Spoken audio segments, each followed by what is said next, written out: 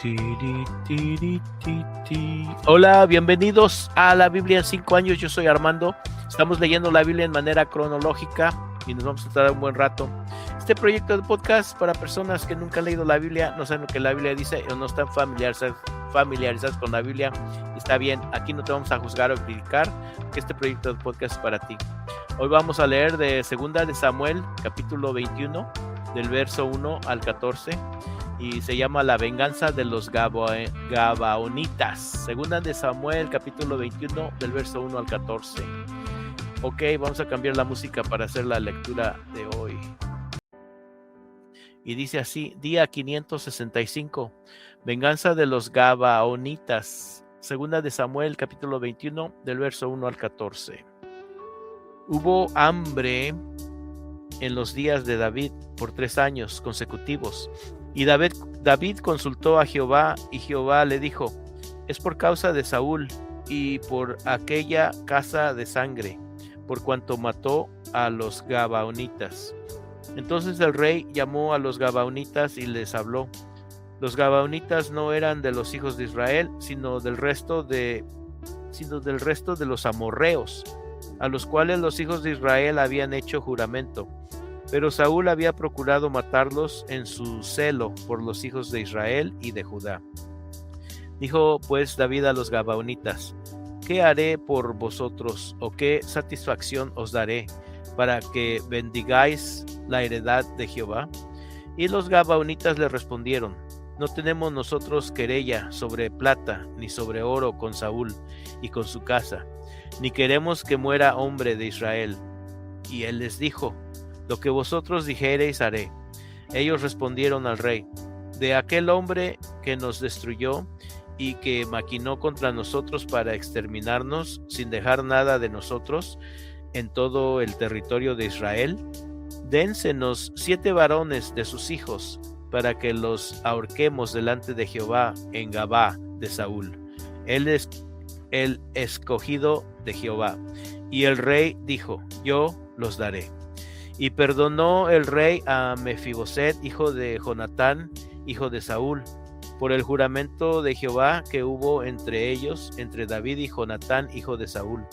Pero tomó el rey a 2 hijos de Rispa, hija de Ajá, los cuales ella había tenido de Saúl, Armoni y Mefiboset, y a 5 hijos de Mical, hija de Saúl, los cuales ella había tenido de Adriel, hijo de Barzilai, Mejolatita, y los entregó en manos de los Gabaonitas, y ellos los ahorcaron en el monte delante de Jehová, y así murieron juntos aquellos 7, los cuales fueron muertos en los primeros días de la siega, al comenzar la siega de la cebada.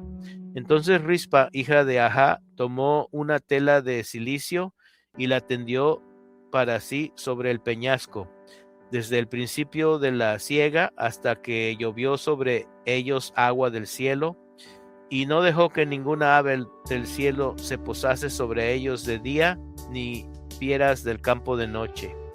Y fue dicho a David lo que hacía Rispa, hija de Ajá, concubina de Saúl.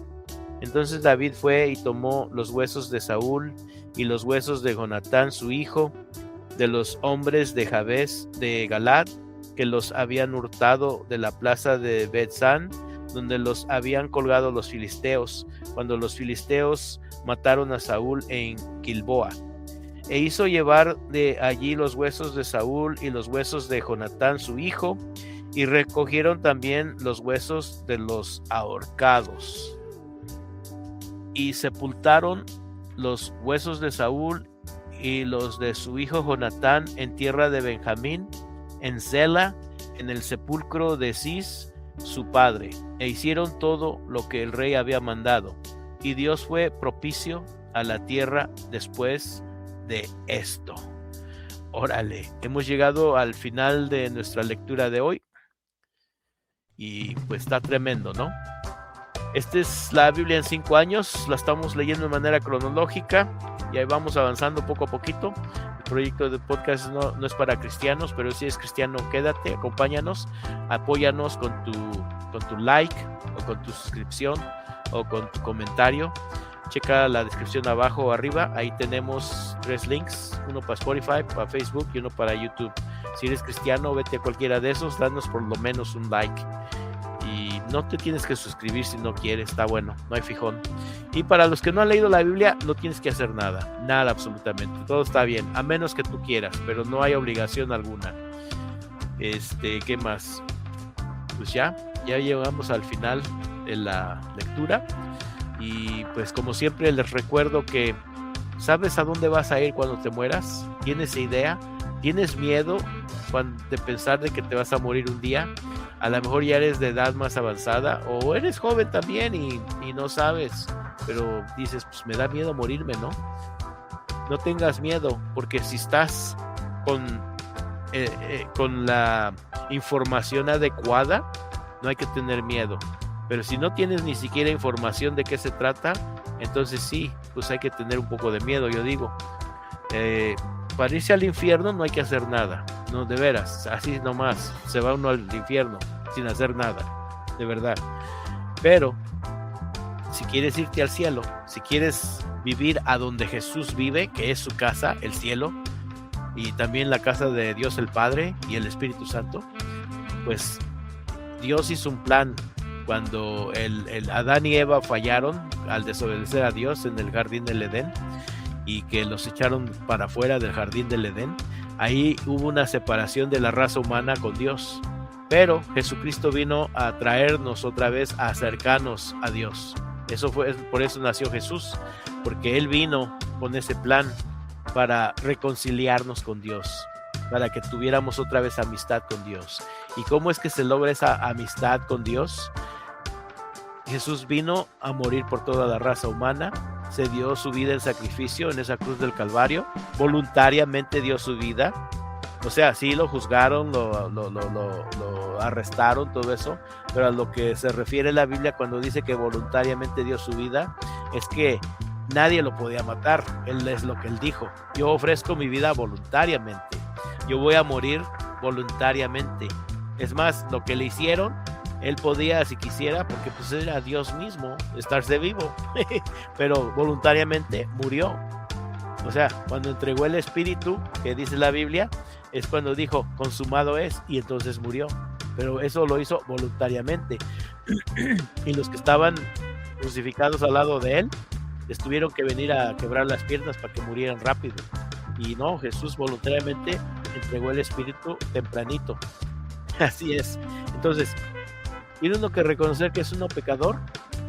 No, yo soy bueno, yo no hago malo. No, tienes que reconocer que es pecador, porque así lo dice la Biblia, no yo, la Biblia. Pero si quieres entrar al cielo, tienes que creerle lo que Dios dice, porque el cielo es su casa. Entonces, si quieres entrar a su casa, créele lo que Él dice.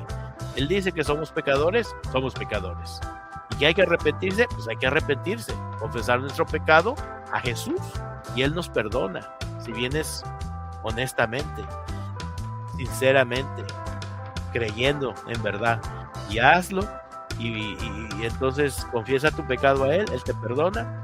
Empieza a creer en Jesús, invítalo a que entre a tu vida, a tu corazón, y que te cambie, y Él te va a cambiar de adentro para afuera.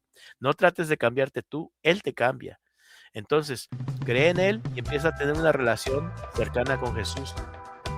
Así ya ves cómo la gente sigue a los deportistas o los artistas, de todos saben de ellos. Pues con Jesús tienes que estar todavía más pegado, seguirlo más, saber más de Él, buscarlo, hablar con Él diario, que quiere decir oración, ¿sí? Buscarlo.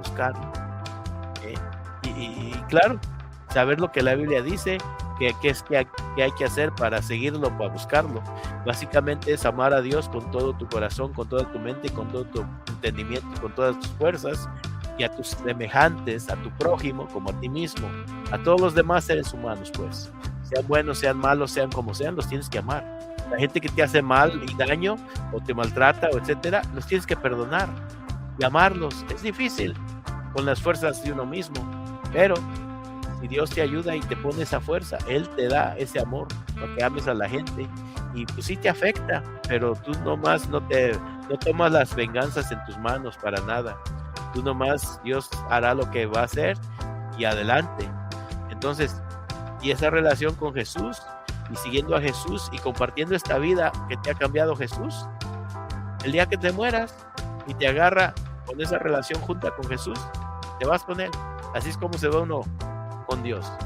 Así es como entra uno con Dios, creyendo en ese sacrificio que hizo Jesús, en esa sangre que nos compró, porque éramos esclavos del pecado, y esa sangre nos vino a rescatar de esa esclavitud al pecado, y esa sangre también nos lavó del pecado.